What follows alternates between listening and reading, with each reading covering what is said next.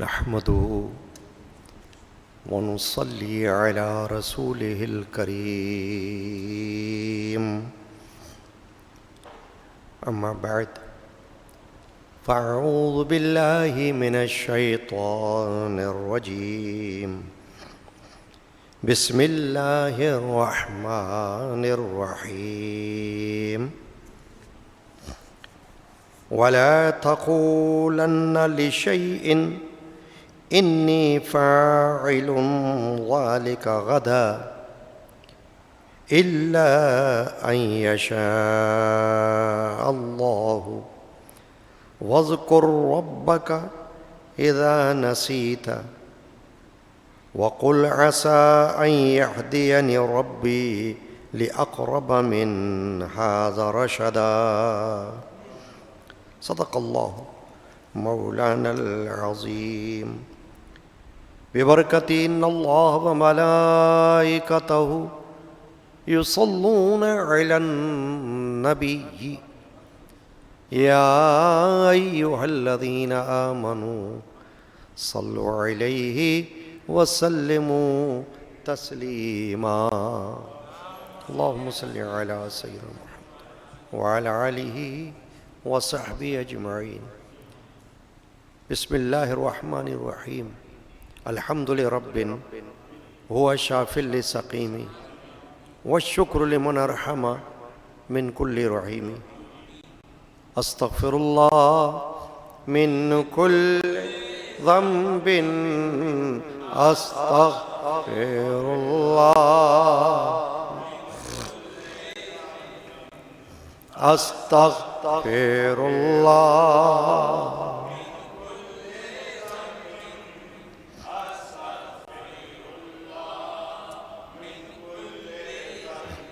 اے خالق کل اے رب باری عرض یہی ہے تجھ سے ہماری دل میں ہو طاری لب پہ ہو جاری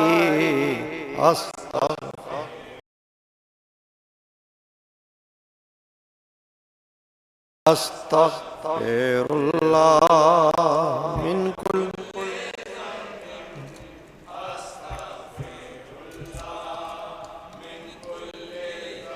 ذنب وخطیۃ واتوب الیہ یا ستار العیوب یا غفار الذنوب بسم اللہ الرحمن الرحیم حسبی ربی جل اللہ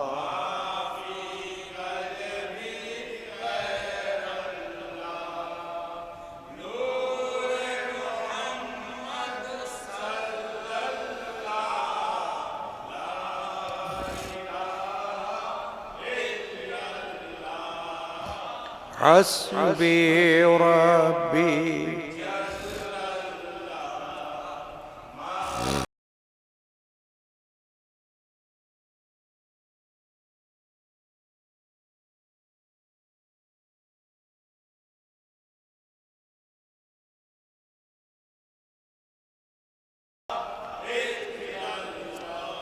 عرض غلام فقیر ہے داخل رحمتوں ہم سب ذکر قبول ہو یہ یا رب لا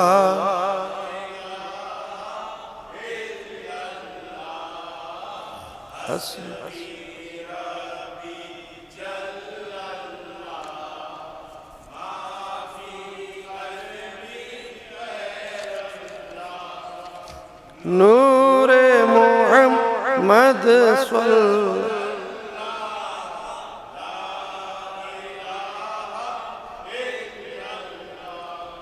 صلی اللہ علیہ یا رسول اللہ سلم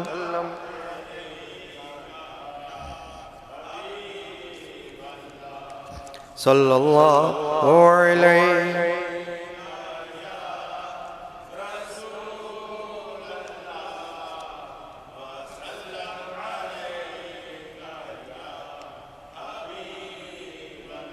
بندہ فقیر دو جہاں میں آپ کا ہے غلام زار یا رسول اللہ صلی اللہ علیہ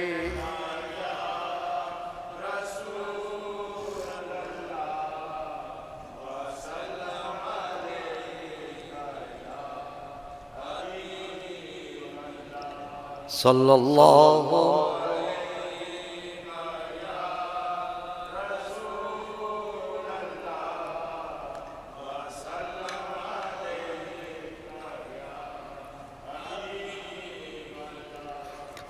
دینے پہ جب تو آئے یا رب میں کیا نہ مانگوں دینے پہ جب تو آئے یا رب میں کیا نہ مانگوں دینے پہ جب تو آئے یا رب میں کیا نہ مانگوں دینے پہ جب تو آئے یا رب میں کیا نہ مانگوں تیرے سوا کوئی شے کچھ اے خدا نہ مانگوں تیرے سوا کوئی شے کچھ اے خدا نہ مانگوں اس زندگی نے مجھ کو محتاج کر دیا ہے اس زندگی نے مجھ کو محتاج کر دیا بر آئے جب کہ حاجت تو کچھ ذرا نہ مانگوں بر آئے جب کہ حاجت تو کچھ ذرا نہ مانگوں دینے پہ جب تو آئے یا رب میں کیا نہ مانگوں تیرے سوا کوئی شے کچھ اے خدا نہ مانگوں حرص و طمع سے جگ کے تو نے بچا لیا ہے حرص و طمع سے جگ کے تو نے بچا لیا ہے میں بھی تو آدمی ہوں پھر تجھ سے کیا نہ مانگوں میں بھی تو آدمی ہوں پھر تجھ سے کیا نہ مانگوں دینے پہ جب تو آئے یا رب میں کیا نہ مانگوں تیرے سوا کوئی شے کچھ اے خدا نہ مانگوں اس گنج غیب سے تو اپنے وہ بخش دے کچھ اس گنج غیب سے تو اپنے وہ بخش دے کچھ پھرتا بد خدایا تجھ سے ذرا نہ مانگوں پھرتا بد خدا یا تجھ سے ذرا نہ مانگوں دینے پہ جب تو یا رب میں کیا نہ مانگوں تیرے سوا کوئی شے کچھ اے خدا نہ مانگوں یا رب غنی رحمت اللہ علیہ یا رب غنی سگے در تیرے حبیب کا ہے، یا رب غنی سگے در تیرے حبیب کا، غیر از تیرے اور ان کے کچھ شے ذرا نہ مانگوں، غیر از تیرے اور ان کے کچھ شے ذرا نہ مانگوں، دینے پہ جب تو آئے یا رب میں کیا نہ مانگوں، تیرے سوا کوئی شے کچھ اے خدا نہ مانگوں۔ صلی اللہ علیہ النبی الامی وعلی آلہ وصحبہ صلی اللہ علیہ وسلم۔ حاضرین کرام، آج کے جمعۃ المبارک میں قرآن مجید کے 15ویں پارے سورۃ الکہف کی آیت نمبر 24، آیت نمبر 23 اور 24 کی تلاوت کا شرف حاصل کیا گیا۔ اللہ تعالی جل شانہ نے ان آیات کریمہ میں ارشاد فرمایا، وَلَا تَقُولَنَّ لِشَيْءٍ إِنِّي فَاعِلٌ ذَلِكَ غَدًا، اور ہرگز کسی بات کو نہ کہنا کہ میں کل یہ کر دوں گا، إِلَّا أَن يَشَاءَ اللَّهُ، مگر یہ کہ اللہ چاہے۔ وَاذْكُرْ رَبَّكَ إِذَا نَسِيتَ، اور اپنے رب کی یاد کر جب تو بھول جائے۔ وَقُلْ عَسَىٰ أَن يَهْدِيَنِي رَبِّي لِأَقْرَبَ مِنْ هَٰذَا رَشَدًا، اور یوں کہہ کہ قریب ہے میرا رب مجھے اس سے نزدیک تر راستی کی راہ دکھائے۔ یہ آیات شریفہ ایک حکم کے طور پر ہے، اور اس میں مخاطب ہے اللہ کا حبیب و محبوب سرکار دو عالم مغفر بنی آدم رحمت اللہ عالمین شافع المذنبین علیہ التحیۃ والتسلیم۔ اہل مکہ نے رسول اکرم صلی اللہ علیہ وسلم سے اصحاب کہف کے بارے میں پوچھا۔ اصحاب کہف بنی اسرائیل کہ وہ درویش، وہ اولیاء اللہ ہیں جو اپنے ایمان کی حفاظت کے لیے نکلے تھے، اور ایک غار میں جا کر انہوں نے پناہ حاصل کر لی۔ اسی لیے سورہ کہف سورہ کا نام بھی ہوا، اور اصحاب کہف کا ذکر اللہ تبارک و تعالی نے قرآن مجید میں فرمایا، اور ان کی شان، ان کی عظمت لوگوں کو بتائی۔ اس لیے بتائی کہ اگرچہ وہ بنی اسرائیل کے درویش فقیر تھے، اولیاء اللہ تھے، مگر چونکہ اللہ کے لیے انہوں نے سفر اختیار کیا رضا الہی میں، ایمان کو سلامت رکھنے کے لیے، تو اللہ تبارک و تعالی نے ان کی مدد فرمائی۔ ان کے پیچھے ایک کتا بھی لگ گیا، وہ کتا بھی غار کے اندر ان کے ساتھ موجود ہے۔ تو اہل مکہ، قریش مکہ، انہوں نے رسول اکرم صلی اللہ علیہ وسلم سے اصحاب کہف کے بارے میں پوچھا کہ وہ جو اصحاب گزرے ان کے بارے میں آپ کیا جانتے ہیں، ان کی تفصیلات آپ ہمیں بتائیں، یعنی کہ ان کی تعداد،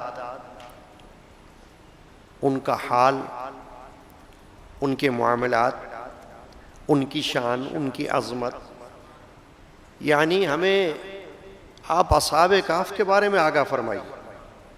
یہ سوال کس نے کیا؟ اہل مکہ نے، قریش مکہ نے۔ اور اسی کے ساتھ ساتھ یہ بھی پوچھا کہ روح کے بارے میں آپ کیا فرماتے ہیں، روح کیا چیز ہے؟ کیونکہ روح انسان کی جسم کے اندر رہتی ہے، نظر نہیں آتی، مگر اس کی اہمیت بہت بڑی ہے۔ سارا کھیل ہی روح کا ہے۔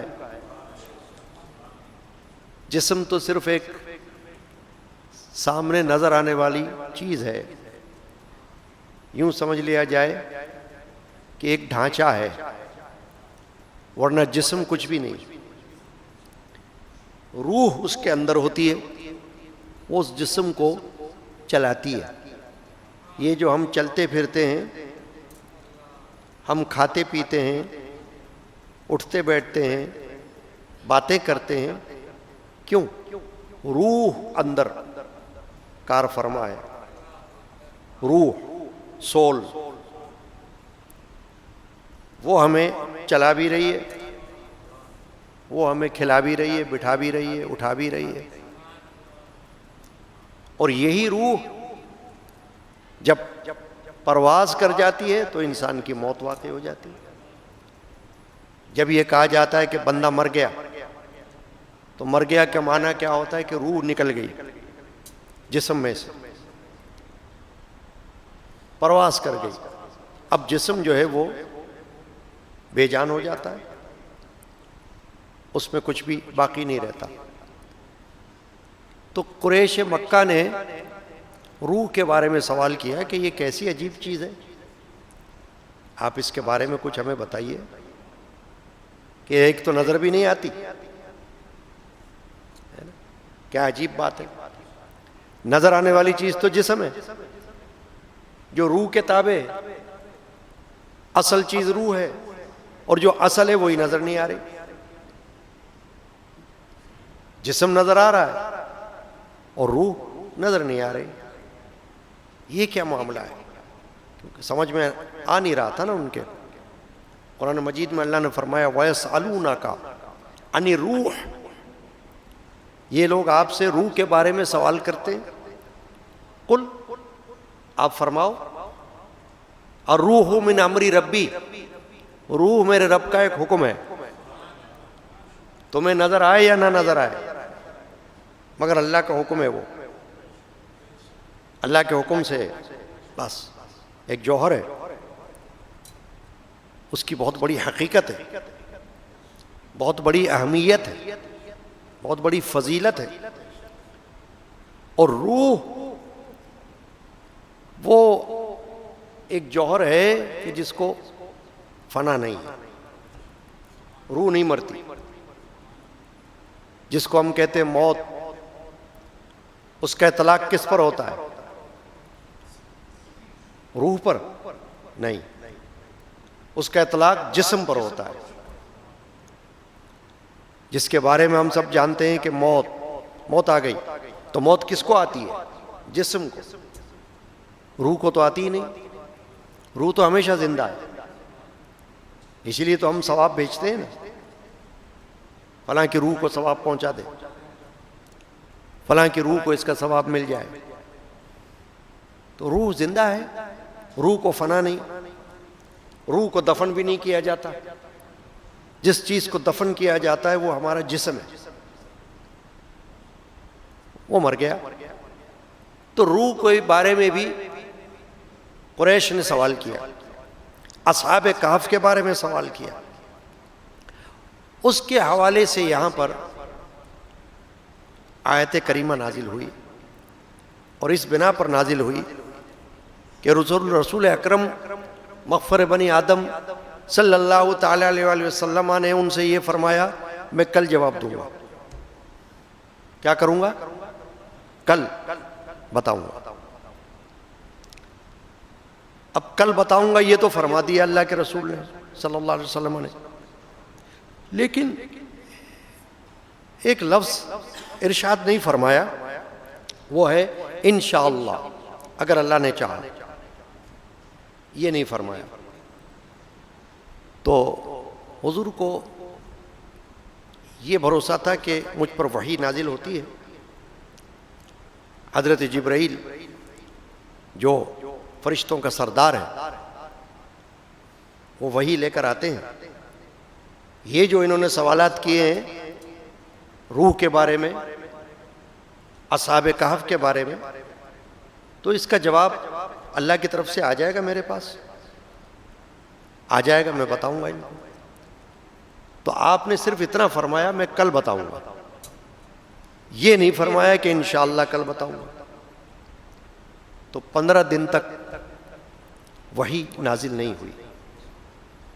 حضرت جبریل علیہ السلام حاضر خدمت نہیں ہوئے، تشویش ہوئی.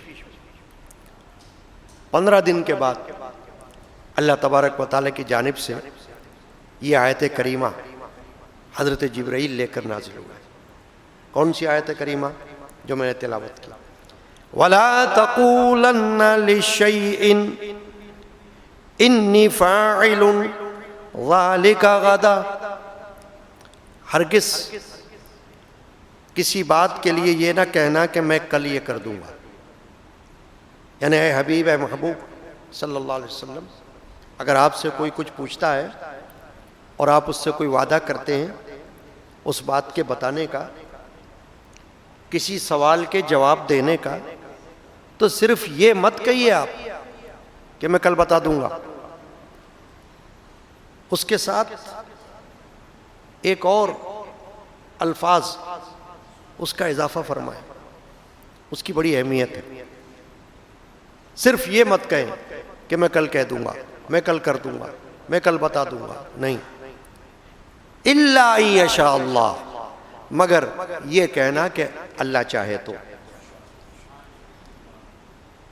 اب یہ عام لفظ ہے، ہم رات دن سنتے ہیں اور رات دن کہتے بھی ہیں انشاءاللہ، انشاءاللہ تعالی، انشاءاللہ العزیز، انشاءاللہ عز وجل.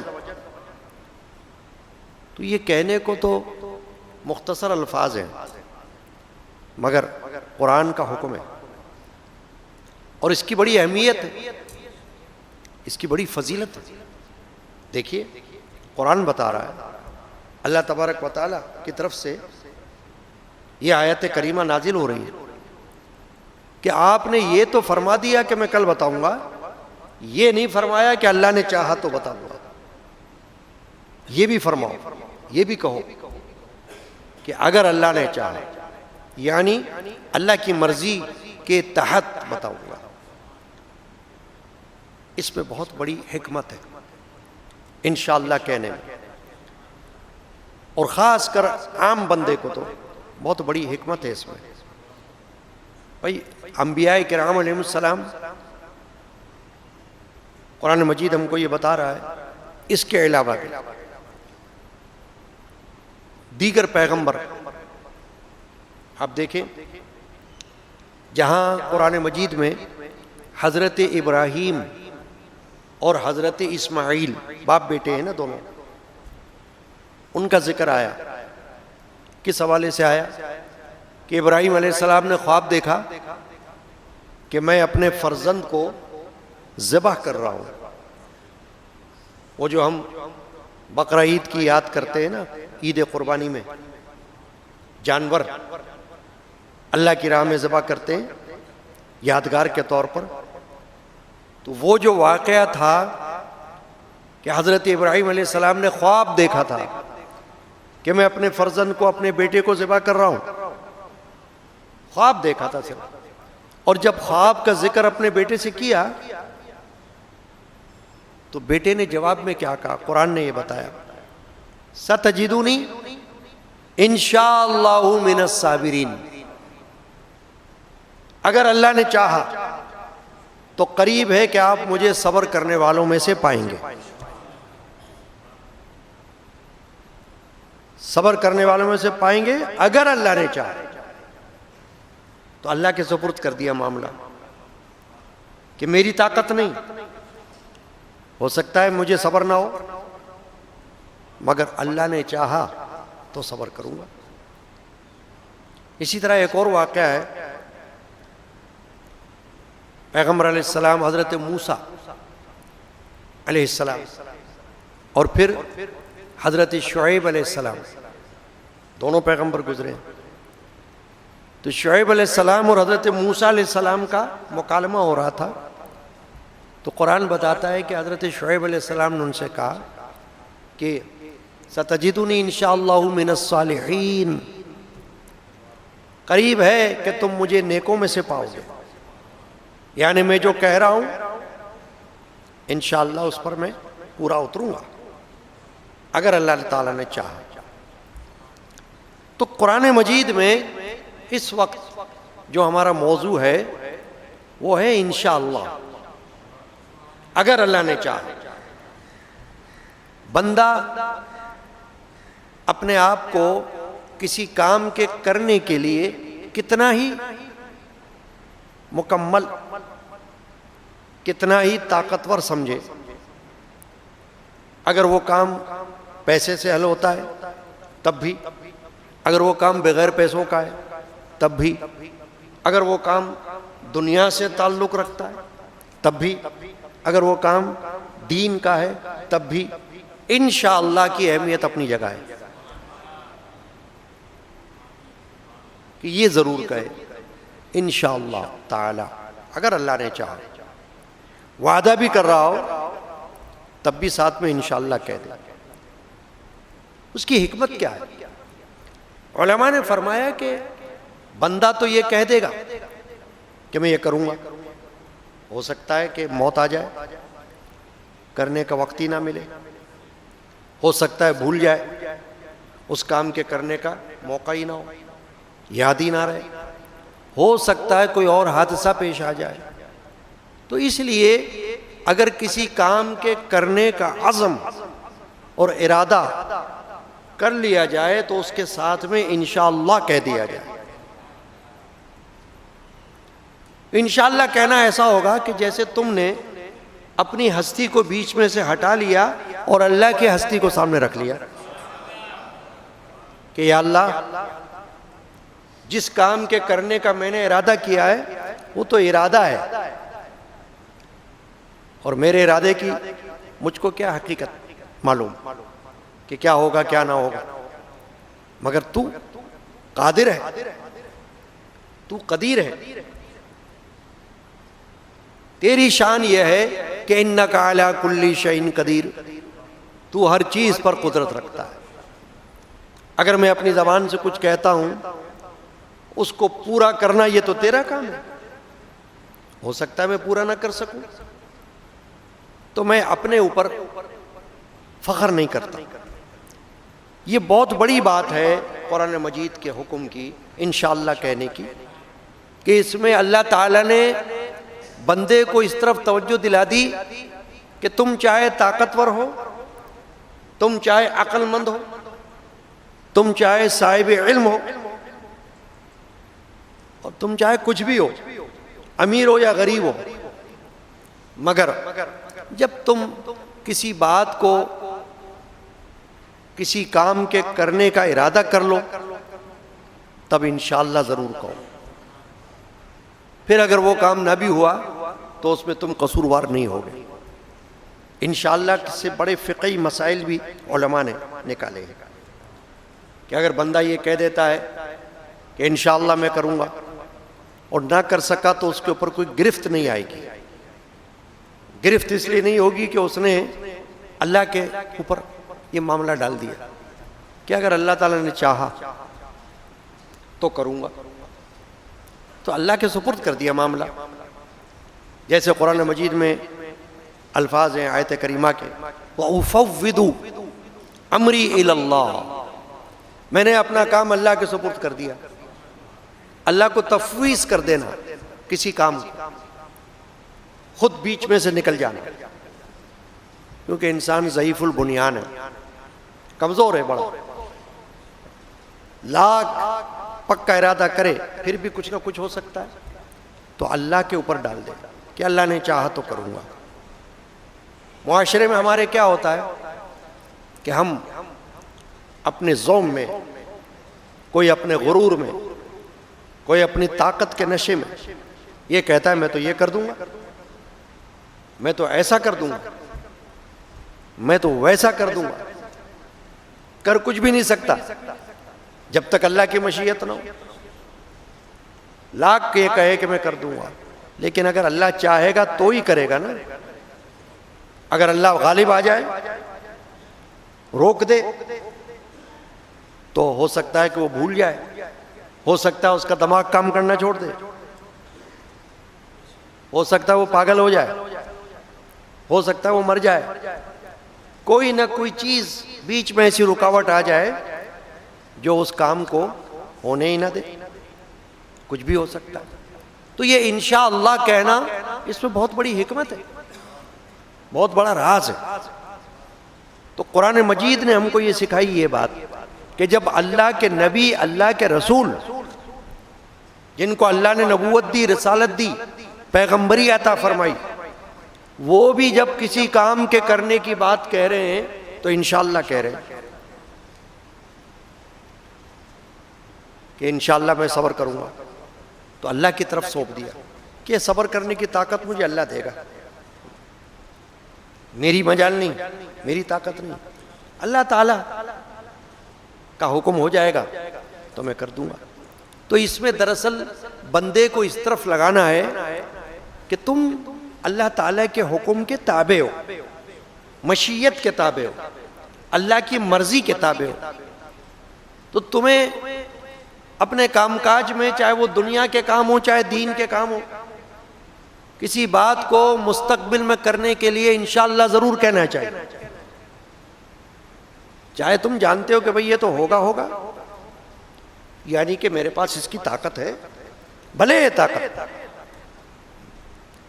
بھئی مثال کے طور پر ایک طالب علم امتحان کی تیاری کر لے.